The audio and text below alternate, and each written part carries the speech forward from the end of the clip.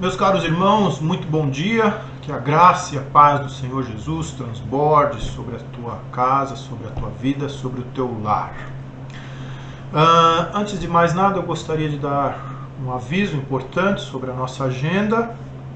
Domingo que vem, próximo, dia 6 de dezembro, nós teremos a profissão de fé dos irmãos que estão sendo preparados para o batismo lá de Congonhas. São 6 pessoas. Então, no próximo domingo, às 9h30 da manhã, nós teremos a profissão de fé lá em Congonhas.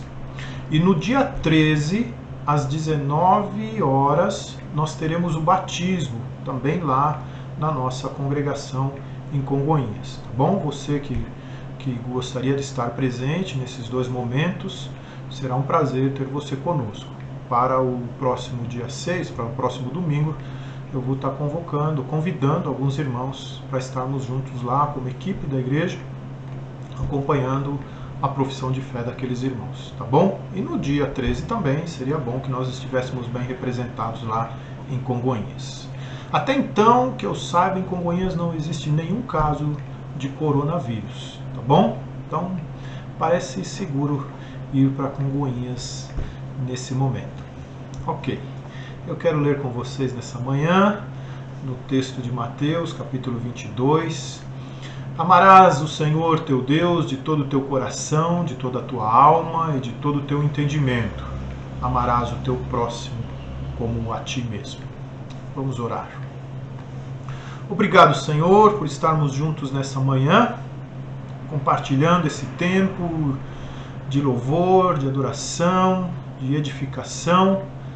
Permita-nos, ó Deus, crescermos na graça e no conhecimento da Tua pessoa. Permita-nos, ó Deus, um tempo de comunhão, um tempo abençoado, um momento de reflexão que faça a diferença na nossa vida, no nosso coração, Pai. Obrigado, Senhor, por almas que foram alcançadas lá em Congonhas, que já fizeram, Senhor Deus, a sua confissão como por Jesus. Muito obrigado por esse presente que o Senhor nos dá nesse momento, nesse final de ano. Abençoe, Senhor Deus, os trabalhos que serão feitos, a profissão de fé, os batismos, que seja também uma ocasião memorável, um tempo de bênção na vida da nossa igreja, na vida da congregação lá em Congonhas. Abençoe o Vira no seu trabalho, também o João, que a acompanha, o Alain, os demais irmãos que são líderes, que estão trabalhando ali em Congonhas. Abençoa, Senhor Deus, mais uma vez eu te peço, a nossa manhã de domingo.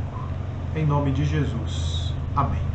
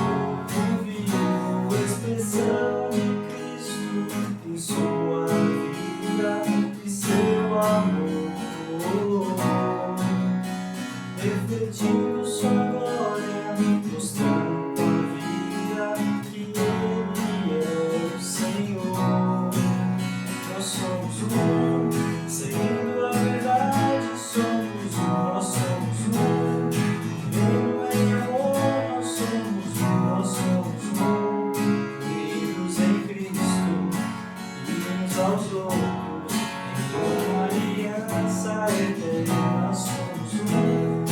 Graça de Jesus.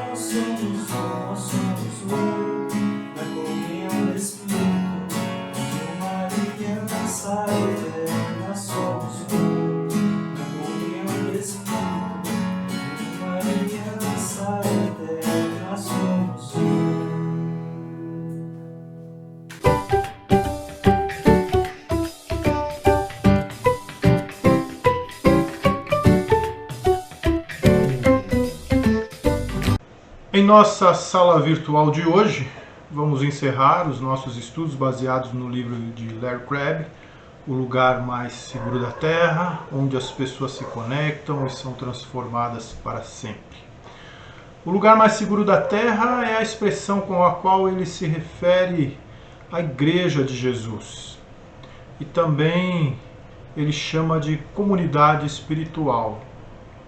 A proposta do autor é transpormos o nosso lugar seguro, porém superficial, e caminharmos para construir um lugar onde possamos oferecer e desfrutar de relacionamentos que nos permitam expor as nossas aflições sem medo, sem receios, sem intimidação, sem julgamentos, sem condenações, mas prezando sempre pela santidade, para receber e atender o outro com a certeza do que Deus pode fazer na vida dele, a partir do que ele fez e faz na minha vida. Assim, a comunidade espiritual é regida pelo que o autor chama de paixões do recinto superior do coração. A paixão pela adoração, a paixão por confiar, a paixão por crescer, a paixão por obedecer. Portanto, para alguém que está com problema, você conhece alguém? Nós precisamos oferecer relacionamentos que transmitam a eficácia de 4 discursos que nós vimos na semana passada. Nós o aceitamos, nós te aceitamos com o problema que você tem, do jeito que você está. Jesus diz: vinde a mim, vocês que estão cansados e oprimidos, e a igreja deve ter essa mesma disposição. Nós o aceitamos, nós acreditamos em você. Jesus sabia que aquelas pessoas podiam ser transformadas, elas podiam ser mudadas. Nós o vemos e nos envolvemos de bom grado. Nós respeitamos você e nós nos doamos a você. Nesse último capítulo, que fecha o livro, então nós vamos ver um modo de cultivar a comunidade espiritual. Aquelas paixões do recinto superior do nosso coração, aquelas que nós vimos aqui agora há pouco, que temos visto durante todo esse estudo, aquelas que compõem a mobília que o Espírito Santo colocou lá, nos levam para uma nova forma de olhar e conceber o ser humano, o nosso próximo. Larry Crabb diz assim: olhamos de modo diferente para os outros, tanto as pessoas que gostamos, quanto aquelas de que não gostamos. Elas deixam de ser objeto de uso e satisfação das nossas necessidades e também não nos ameaçam mais. Agora, vemos as pessoas como motivo de celebração, como possibilidades em gestação, como companheiros de luta que às vezes falham e até fazem coisas feias, detestáveis, mas nós os vemos como oportunidades de dar e receber nossa vida comum em Cristo. Olhamos para essas pessoas mais ou menos assim: você é alguém que pode ser totalmente transformado pelo Espírito de Cristo, tanto quanto eu estou sendo. Quanto ao tempo e como isso vai acontecer, é uma prerrogativa de Deus. E não posso ter controle. Porque trata-se de um milagre, trata-se de uma ação sobrenatural, uma ação que converte uma natureza, converte a essência humana, vai acontecer na alma. Portanto, não cabe a mim ter qualquer controle desse fenômeno. Durante os nossos estudos, nós vimos que quando essas transformações são fundamentadas só no conhecimento humano, só na terapia, elas são muito fundamentadas na autoestima, no ego. As pessoas aprendem a conviver com seus problemas, aprendem a driblar a sociedade.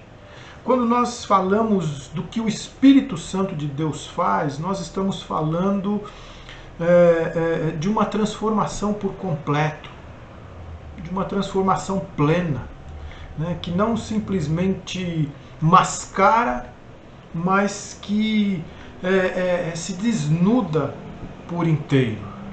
Nós não temos o controle disso. Quem tem o controle disso, quem faz esse trabalho é o Espírito Santo que habita nas pessoas, que habita aqueles que adentraram, que se renderam à nova aliança. O João diz assim: o Espírito sopra onde quer, ouves a sua voz, mas não sabes de onde vem nem para onde vai. Assim é todo o que é nascido do Espírito. Então qualquer pretensão nossa em termos de controlar a transformação que Deus está operando na vida de alguém vai gerar angústia, vai gerar frustração, cansaço, esgotamento, desistência, culpa, dor, desconfiança de Deus. No ministério nós somos muito tentados a esse pecado, a querermos controlar o que Deus está fazendo na vida da pessoa.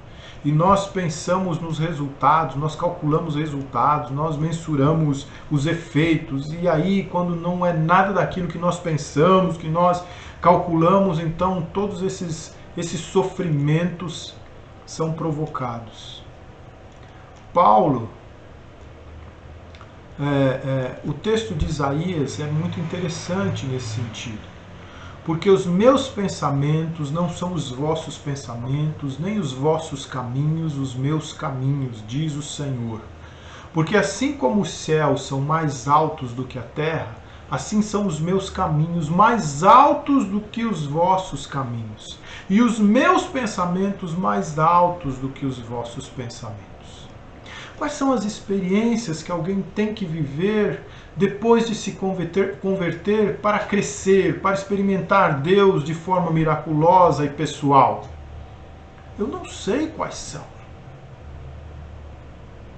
Cada ser humano é diferente do outro. Às vezes, depois que alguém se converte, acontecem coisas tão inesperadas. Nós ficamos perguntando para Deus: o que é isso? Por que isso agora? O apóstolo Paulo, depois de discutir com seus leitores a situação do povo de Israel, que havia negado Cristo, mas haveria de ser todo ele salvo, depois de escrever uma série de coisas difíceis da gente entender nos capítulos 9, 10 e 11 de Romanos, ele nos traz um refrigério. Ó profundidade da riqueza, tanto da sabedoria como do conhecimento de Deus! Quão insondáveis são os seus juízos e quão inescrutáveis os seus caminhos! Quem, pois, conheceu a mente do Senhor? Ou quem foi o seu conselheiro? Quem primeiro deu a ele para que lhe venha a ser restituído? Porque dele, por ele e por meio dele e para ele são todas as coisas. A ele, pois, a glória eternamente.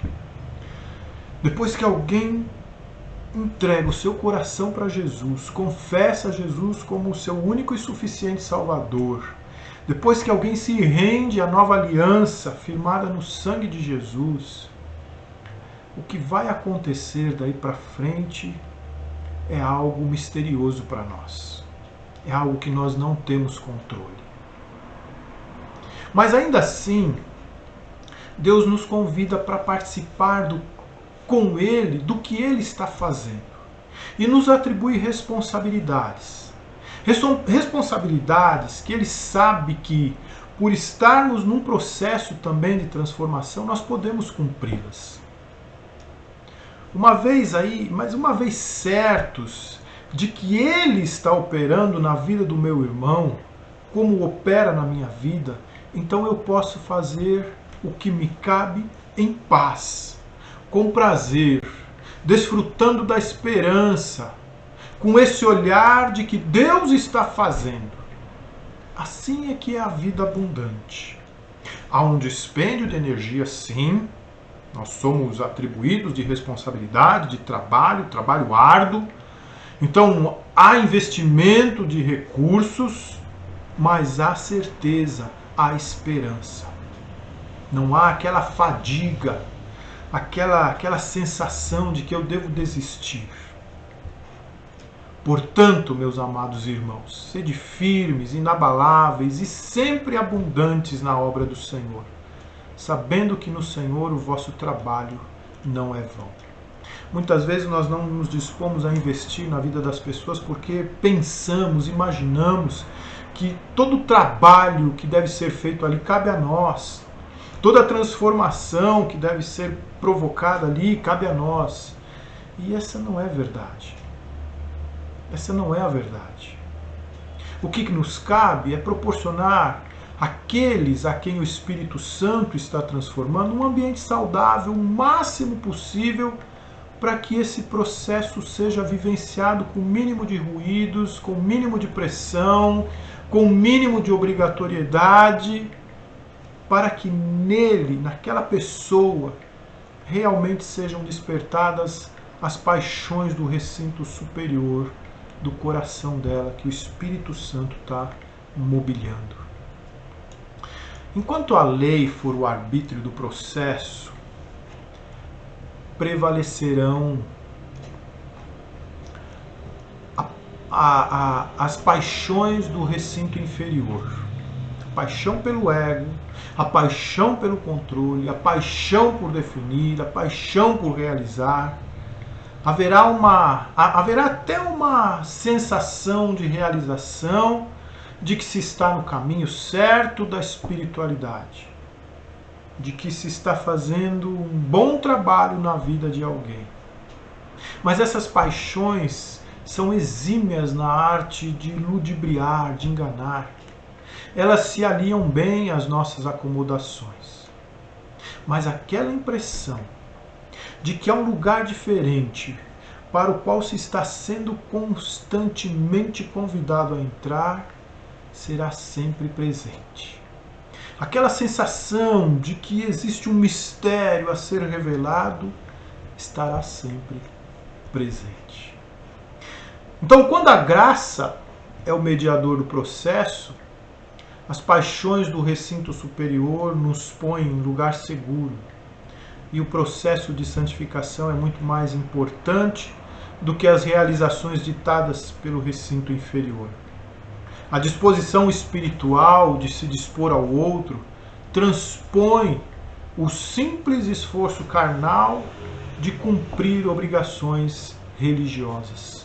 E cumprir obrigações religiosas é um negócio muito pesaroso, muito desgastante, muito desmotivador.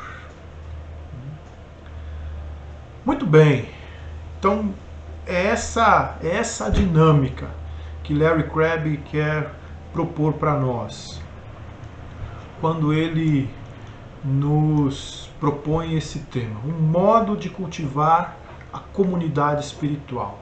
É esse olhar desprendido, é esse olhar livre, é esse olhar compassivo pelo outro.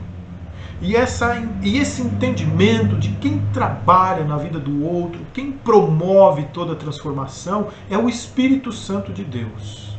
O que nos cabe é compartilhar com Deus isso, é participar com Deus disso, proporcionando esse espaço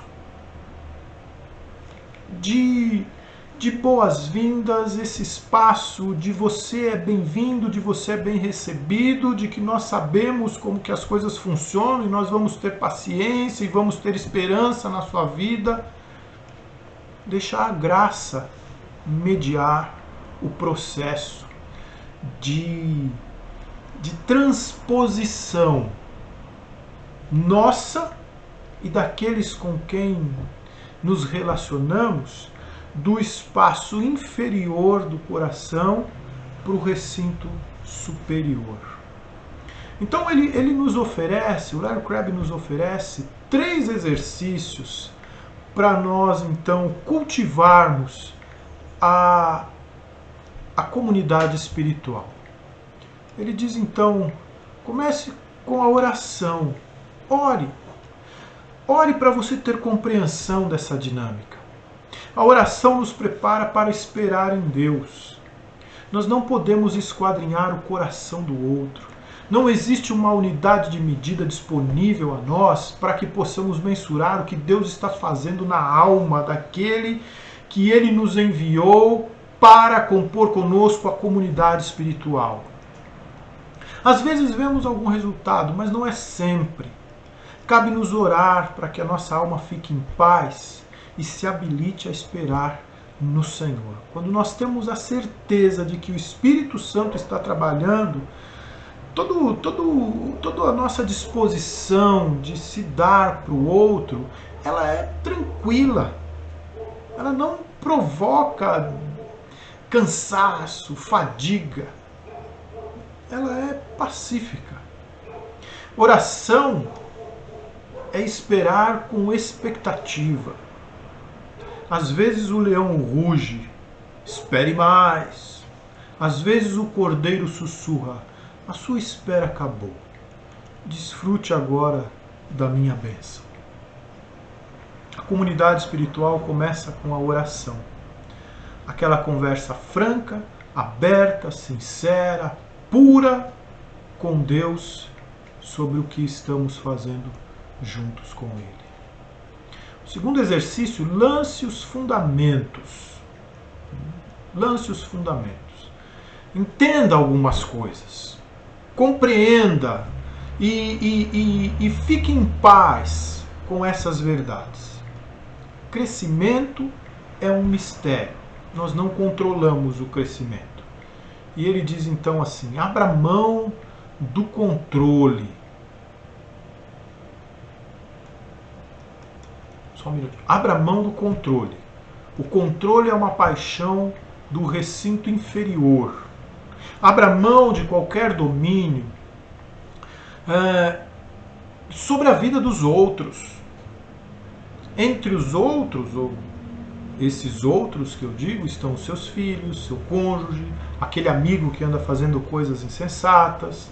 Nunca controlamos a vida espiritual de alguém, nem a nossa. Nós só fluímos em sua correnteza. Quanto mais nós nos sediamos no recinto superior, a vida espiritual vai fluindo. Agora veja bem que aqui nós estamos falando de pretensões exageradas em termos de controle. É claro que nós vamos nos aconselhar. É claro que nós vamos cuidar dos nossos filhos, é claro que nós vamos cuidar dos nossos cônjuges, é claro que nós vamos nos ouvir, que nós vamos nos orientar, que nós vamos orientar os nossos irmãos, os nossos familiares, os nossos amigos. O que não vamos é controlar o que o Espírito de Deus está fazendo na vida deles. Não vamos controlar os resultados dos nossos conselhos, das nossas orientações, das nossas disposições ao outro, por exemplo. Então, o crescimento é um mistério. Estamos aí nos fundamentos. Um outro fundamento. Santidade conta mais do que habilidade. Você pode não ter feito uma formação em aconselhamento, mas se você preza pela sua santidade, se você tem uma comunhão aprofundada com Deus, isso é muito mais importante. Larry Crabb diz assim, estudo sem caráter não traz nada de bom. Nada de bom. Tinha uma frase uma vez no livro do Monge, o Executivo, que ele falava mais ou menos assim: eduque um mau caráter e forme um déspota. Então, caráter sem estudo traz um grande bem. Estudo sem caráter não traz nada de bom. Caráter sem estudo traz um grande bem. E com o estudo pode até melhorar um pouco. Faz diferença, faz diferença. A comunidade espiritual só se desenvolve entre pessoas que valorizam seriamente a santidade pessoal. E quando eu falo santidade pessoal, não é simplesmente uma questão de moralidade. A moralidade está embutida nisso. Mas não é só isso. É uma relação profunda com Deus. É essa paz que a gente sente quando investe na vida do outro, sabendo que Deus está operando. É transpor também as questões morais impostas pela sociedade e enxergar o outro como alvo da graça de Deus. Então ocupe-se com a sua santidade. É ela que vai fazer fluir vida na vida daqueles que estão ao teu lado, compondo contigo a comunidade espiritual. Ainda sobre os fundamentos, o terceiro deles ele diz: todo desejo é um anseio por Deus. Todo desejo que se sente é, na essência, um grande anseio por Deus. As pessoas estão ansiosas por Deus. Todos os desejos aí da Black Friday, compra isso e compra aquilo, e vai. Na verdade, é um grande anseio por Deus que todos nós temos. Embora muitas vezes não seja reconhecido como tal. A maioria de nós jamais chegou realmente a provar a Deus. Por isso ficamos empolgados com coisas menores. Aqui nós entendemos, quando lemos as histórias daqueles homens que se entregam totalmente para Deus, que abrem mão de todas as coisas, que abrem mão de todos os desejos, de todos os prazeres. Eles têm as suas necessidades tão supridas por Deus, pela presença de Deus na sua vida, todas as outras coisas se tornam supérfluas, secundárias. Buscar em primeiro lugar o reino de Deus e a sua justiça, e todas as coisas vos serão acrescentadas. Muito bem. Ore, lance os fundamentos. E o terceiro exercício, compreenda a verdade de Deus. A comunidade espiritual ela existe quando as paixões espirituais se agitam mais forte no nosso âmago do que as paixões carnais. Se vocês se lembram de algumas aulas atrás, nós falamos assim: olha, as paixões elas não podem ser retiradas, elas não podem ser extraídas de dentro de nós, elas estão aqui efervescentes. A questão é qual recinto vai se sobrepor ao outro. Quais as paixões vão se sobrepor? Então, as paixões e são as paixões do recinto superior. Quando a comunidade espiritual só vai existir quando as paixões espirituais do recinto superior se agitam mais forte no nosso âmago do que as paixões carnais. Mas as paixões espirituais, adorar, confiar, crescer, obedecer, elas só existem na nova aliança. Fora dela, não existem. Afinal de contas, é o Espírito Santo que planta dentro de nós, é ele que mobília o recinto superior do nosso coração. E então elas vão ser suscitadas dentro de nós só a partir da nova aliança, só a partir do momento em que eu me comprometo com o sacrifício de Jesus Cristo na minha vida. Então, 4 ideias compõem a nova aliança, que são exatamente, que dizem respeito exatamente às paixões do recinto superior. a adoração a Deus e celebração pelo outro. Nossa pureza, que estimula a adoração a Deus e a celebração dos outros ou pelos outros. A nossa confiança, a nossa identidade, que estimula a confiança em Deus e a visão que temos dos outros. A nossa nova disposição, que estimula o forte desejo de crescer em Cristo e o sábio discernimento do coração uns dos outros. E nosso novo poder, que estimula a paixão por obedecer e a alegria de dar aos outros aquilo que o Espírito vivifica em nós, quando nós estamos com os irmãos. O livro de Larry Crabb, O Lugar Mais Seguro da Terra, pode ser lido como uma explicação exaustiva e até técnica do que é amar a Deus sobre todas as coisas e ao próximo como a si mesmo, ou como a ti mesmo. Sair do nosso lugar de acomodação, do nosso recinto inferior, que é construído pelo nosso ego, e entrar no lugar de mistério, o recinto superior, mobiliado pelo Espírito de Deus, é uma prova de amor a Deus. É lançar-se nos braços do Senhor e abrir mão de todo o controle e direção que imaginamos ter da nossa vida e confiar que lá no recinto superior nos sentiremos seguros porque Deus estará no controle.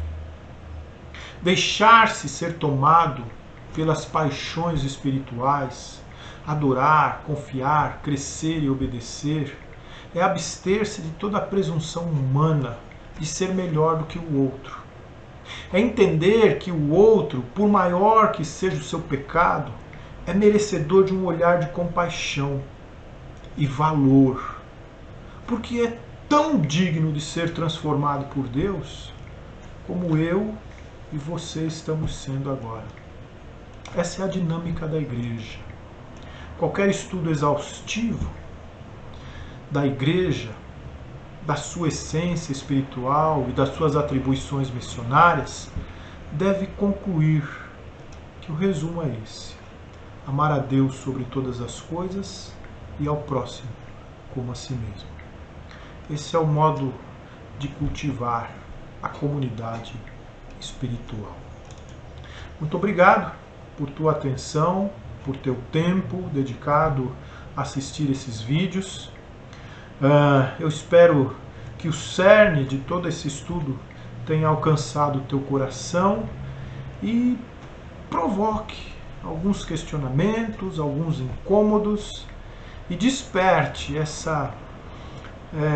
entendimento de que é importante nos sediarmos de fato no recinto superior do nosso coração, mobiliado pelo Espírito Santo, com essas paixões nobres de adorar, de confiar, a paixão de crescer e de obedecer a Deus. Um domingo muito abençoado a você. Fique agora com mais um episódio da série Siga o Mestre. Um grande abraço.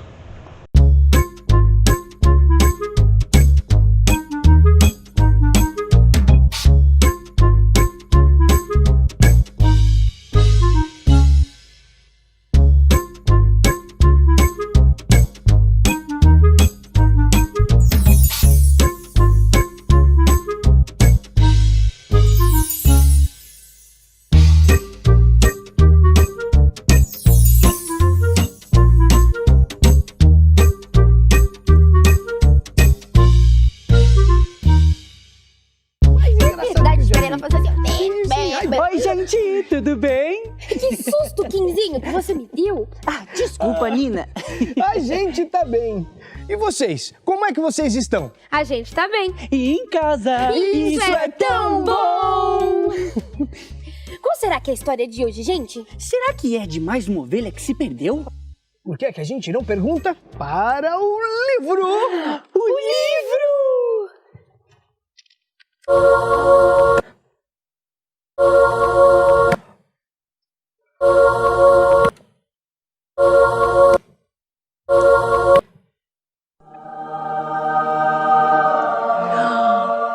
Fantástico! Incrível! Maravilhoso! Mas o que é isso, Tibério? O que Sério? você tá falando? Ah, gente, desculpa. É que essa história é uma das minhas histórias favoritas. É a história do filho pródigo. Ah! Filho o quê? Prodígio, Quinzinho. Filho prodígio. Prodígio. Não, Nina, é filho pródigo. Significa aquele que gasta demais. Ah, entendi. Essa história tá no Evangelho de Lucas, no capítulo 15. Ah, aqui, ó, do versículo 11 até o 32. Exatamente! Um pai amoroso que tinha 2 filhos viu o filho mais novo abandonar o ninho. Esse filho se viu na solidão, voltou para o amor do pai e então recebeu perdão. Jesus! Deixa eu ser Jesus. Vamos ver quem a máquina de histórias vai escolher. Que bom que todos estão aqui. Então prestem bem atenção no que eu vou dizer. Mas isso é um absurdo! Absurdíssimo! Eu não estou convencido. Verdade, também não me convenceu. Então, eu vou contar outra história para você. Um homem tinha 2 filhos. Um dia, o mais novo disse ao pai: Então, pai, eu tava pensando assim, será que você não podia dar a minha parte da herança agora?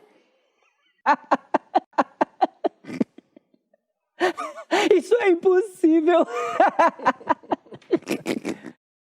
Mas é claro, meu filho. Aqui está. Obrigado, pai. Mas pai... O filho mais novo saiu de casa e gastou tudo o que tinha. Fique preocupado, vai dar tudo certo. Confia no pai. Confia no pai. Eu tô rico!